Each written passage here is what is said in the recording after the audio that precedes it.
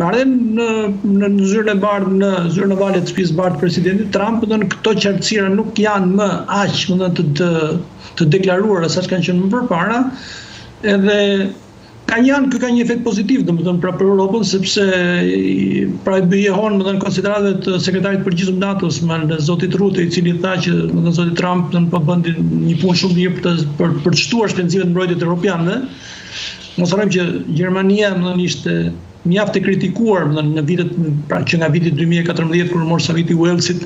e deri tani për një buxhet mbrojtje të ulët dhe për kapacitet luftarake shumë të ulta. Tani çështja nëse sa do të riarmatosë Gjermania mbetet për të parë, sepse nga eliminatimi i një plani buxhetor deri në armatosjen për shkak ka mjaft për të bërë, duhet të kalojë shumë ujë në ura, nuk janë punë kaq të shpejta dhe kaq automatike këto që kanë të bëjnë me forcat armatosura, me prodhimin e armëve, me një industri europiane të armatimeve për shkak të harmonizuar.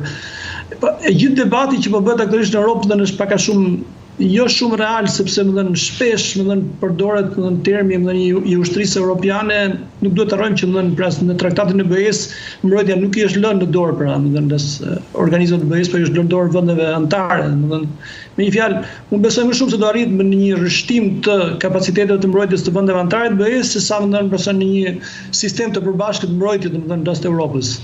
Një atar më të afërt kam fjalën. Por qëndrimet e Trump ju si shihni, se i takon edhe tentativave për paqe, ju thatë që janë për të përshëndetur qëndrimet apo tentativat e Trump ndaj Rusisë dhe Ukrainës, vërtet ka vullnet për paqe apo po tregon pozicionin e vet në atë që quhet rend botror, nëse është apo jo në ndryshim? Presidenti Trump, këtë fundin e luftës në Ukrainë ka pasur që në fushat elektorale një nga objektivat e tij kryesor, primar. Pra mund të themi që ai po qëndron atyre që ka premtuar. Natyrisht që është komplekse arritja e përfundimit në të luftës, arritja një paqe nuk është aq e thjeshtë sa ashtu thonë fushat elektorale, pra që mund ta ndalonte për një ditë luftën e tjerë. Nuk duhet harruar gjithashtu që administrata aktuale amerikane, me sa kuptohet, me sa duket, me sa deklarohet, ka një synim strategjik të ndryshëm, pra që është ai ndarjes graduale të Rusisë nga Kina. Në tha dhe sekretari i shtetit Marco Rubio para pak ditësh kur tha që ne donim që Rusia të mos përfundonte si partneri i vogël në këtë binom. Nuk e di sa do të mund t'i arrijë, ne kam vjenë, po që me sa duket këtej mbrapa, në këto vitet administratës Trump, në këto 4 vitet për shkak që kanë filluar, ne do ndeshemi me një aksion strategjik të kësaj natyre, në të cilën pra marrëdhënia me Rusinë nuk do të jetë thjesht për shkak të përpjekja për arritjen e paqes, por do jetë diçka më tepër, dikush flet për një partneritet strategjik të ri midis Shtetit Bashkuar dhe Rusisë, pra pozicioni i Europës në këtë rast është delikat, sepse Europa për momentin nuk është tavolinë e bisedimeve. Europës i kërkohet bëj shumë më tepër pra nga Shtetet Bashkuara të Amerikës, qoftë në suazën e NATO, siç tha sekretari i mbrojtjes Hexet në takimin e tij të parë NATO, qoftë për sigurinë e Ukrainës, qoftë për riarmatosjen e saj. Mos harrojmë që në këtë bisedë telefonike që ju përmendët pozitivisht si pozitive midis presidentit Trump dhe presidentit Zelenski, pra kërkesës së presidentit Zelenski për sistemet mbrojtjes sekondariore Patriot, me sa lexojmë, zoti Trump ju përgjigj që do shikojmë të gjejmë në Europë, pra. Efekti i parë në plasë i bisedës telefonike midis presidentit Trump dhe presidentit Putin, me sa duket është përmirësimi i marrëdhënieve midis presidentit Trump dhe presidentit Zelenski, mbas asaj për plasë të zyrën navale. Deri tani këtë kemi parë praktikisht. Ka dhe një mospërputhje dhe në komunikimin pra e asaj që arrit në këtë bisedë telefonike, shtëpia e bardhë flet në komunikimin që bëri për mediat, për objektiva më të qarta, ndërkohë që Kremlini ishte më i gjatë në përshkrimin e bisedës telefonike dhe parashtonte më shumë kushte, mbi të cilat ishte dhe kryesisht nevoja për t'i dhënë fund për të shkaqeve thelbësore të këtij konflikti. Pastaj, me sa duket aty hym në ato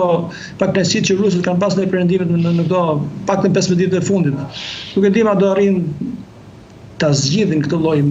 çështje në mënyrën si duan ata, mbetin për tu parë.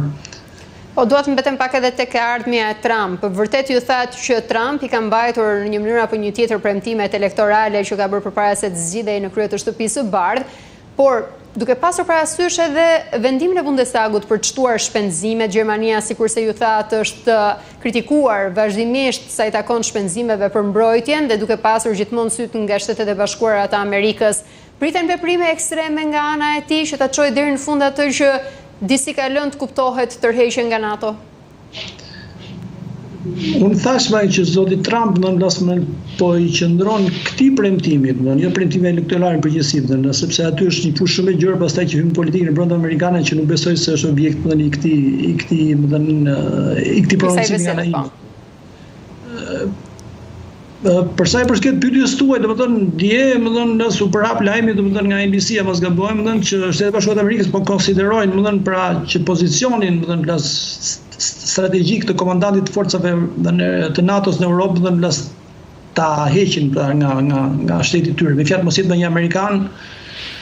po kjo është një vendim për t'u marrë. Nëse do ndodhi kjo, nëse do ndodhi, besoj do ndodhi diku nga vera, besoj do pritet për summitin e NATO-s në Hollandë, ndërkohë që dhe generalit aktual, komandantit aktual suprem të NATO-s, Gjerard Kaboli mbaron mandatin në verë të viti. Ky është një sinjal pastaj relativisht i qartë që Shtetet e Bashkuara të Amerikës duan ta ridimensionojnë ndjeshëm për rolin e tyre në NATO, në mos të tërhiqen fare. Por deri tani nuk kemi parë konsiderata të tilla negative të thëna nga presidenti Trump, ndërkohë që duhet të nënvizoj që sekretari i ri i përgjithshëm i NATO-s, pra zoti Rutte, po bën një punë shumë të mirë me sa kuptohet, edhe në unison me Bashkimin Evropian.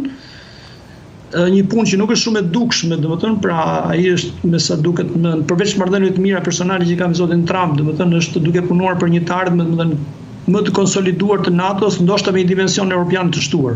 E kuptoj. Po sa i takon rolit të NATO-s në rajon, në Kosovë, në Bosnjë, pasi ju e thatë që Rutte po bën një punë të mirë dhe në fakt ai ka pasur edhe vizita në këto dy vende, sa i takon edhe rolit të NATO-s për garantimin e sigurisë dhe stabilitetit në rajon? Po, nuk ka ndonjë gjë të re në këtë mes, për shembull vizita e tij në Bosnjë ishte pra në kuadrin e tensioneve të shtuara në Bosnjë, në raport me veprimet e presidentit të Republikës së Dodik, që shkojnë drejt secesionizmit, pra drejt një ndarje, një prishje të marrëveshjes Daytonit, diçka në cilën Perëndimi ka investuar pas shumë prej dekadash. Pra është një paqe që është vendosur me mundime, është vendosur me sakrifica të mëdha, do ishte shumë keq që të vihesh në diskutim. Po aktualisht rolin kryesor në Bosnjë e ka Bashkimi Evropian, sepse misioni paqërues është i Bashkimit Evropian. NATO ka pak rol në kuptimin ka një komandë atje, mund të shtojë forca, siç tha zoti Rutte, në rast se do të jetë nevojshme, por një krizë kryesisht politike e cila urren zgjedhje mjedhe politike. Për sa i përket Kosovës, ishte një vizitë standard, ata e bëjnë shpesh, po thuajse çdo vit. Në këtë rast, sekretari i përgjithshëm takoi presidentin Osmani, sado që siç kam thënë edhe tjerat, në komunikatat zyrtare të NATO-s nuk përmendet titulli nga si zyrtarëve kosovar të lartë që takohen, sepse NATO i qëndron kësaj. Është anakroniste pak kjo ide e statusit neutral në kohën që jetojmë, por kështu janë gjërat aktualisht. Dhe bëri shprehu qëndrimin tradicional të NATO-s në mbështetje të paqes, stabilitetit, të dialogut e tjerë. Pra, për momentin situata në Kosovë është e qetë, urojmë që të vazhdojë të jetë e qetë.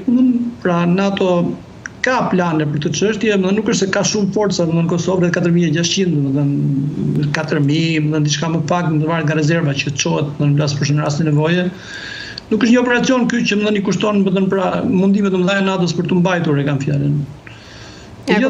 Çdo gjë është në diskutim e sipër, pra jetojmë në një kohë, në një moment të ri strategjik, në një moment që se kemi jetuar në 80 vjetët e fundit, natyrisht ata që kanë jetuar para nesh, po dhe neve që kemi as një farë moshe, dhe të gjithë duhet përshtatemi me realitetin e ri strategjik, pra me atë që vjen nga Shtetet e Bashkuara të Amerikës, me këtë përqasjen e re, ndaj sigurisë globale, me marrëdhëniet për shembull që Shtetet e Bashkuara të Amerikës, administrata aktuale do të dëshirojë të rivendosin me Rusinë.